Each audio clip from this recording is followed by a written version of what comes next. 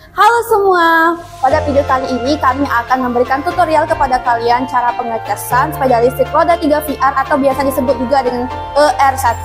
Untuk kalian yang mempunyai sepeda listrik roda 3 ER1, bisa disimak video ini sampai selesai ya.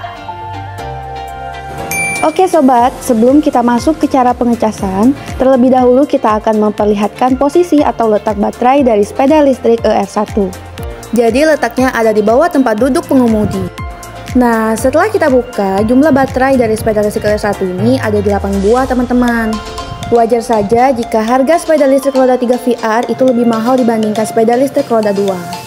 Sekedar informasi buat kalian, kalau baterai sepeda listrik rusak satu, maka yang diperbaiki hanya satu saja.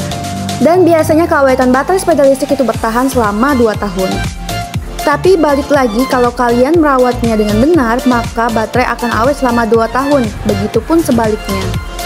Apabila kalian tidak merawat baterai sepeda listrik dengan baik, seperti suka mengecas semalaman, maka otomatis baterai kalian tidak akan bertahan selama 2 tahun. Oke, sekarang kita lanjut ke cara pengecasan sepeda listrik ER1. Posisi tempat mengecasnya itu ada di bawah tempat duduk pengemudi. Nah, ini dia tempat pengecasannya.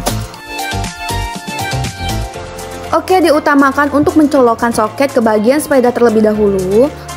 Lalu kemudian barulah kalian colokkan charger ke saklar.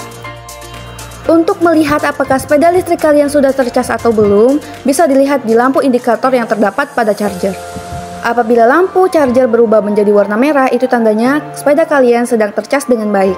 Dan kalau sudah selesai mengecas, terlebih dahulu kalian lepaskan soket yang menyambung ke bagian sepeda listrik terlebih dahulu. Pastikan lampu indikator yang terdapat pada charger berubah menjadi warna hijau terlebih dahulu. Oke, sekian saja video pada kali ini. Untuk kalian yang mempunyai request seputar sepeda listrik, bisa ditulis di kolom komentar ya. Sampai jumpa di video selanjutnya. Bye-bye!